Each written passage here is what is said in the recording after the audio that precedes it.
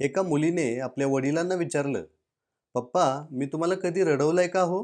त्यावेळी ते म्हणाले, "हो बाळा." मुलगीने आश्चर्याने विचारले, "कधी?" त्यावेळी वडील म्हणाले, "बाळा, तू त्यावेळी अंदाजे 1 वर्षाची होतीस. गुडघ्यावर पुढे पुढे सरकत होतीस.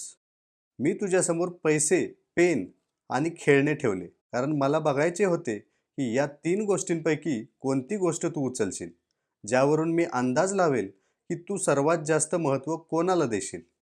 जसे की पैसे म्हणजे संपत्ती, पेन म्हणजे शिक्षण आणि खेळणे म्हणजे आनंद.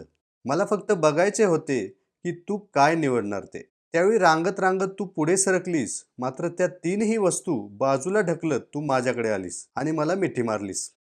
त्यावेळी मी विचार पण केला नव्हता की या 3 गोष्टींव्यतिरिक्त मी पण तुझी निवड असू शकलो असतो. मित्रांनो, देवाने दिलेली एक अनोखी भेट आहे मुलगी. कदाचित मुलगा लग्न झाल्यावर तुम्हाला जास्त विचारणार नाही, मात्र मुलगी तुम्हाला कधीच एकटे सोडणार नाही.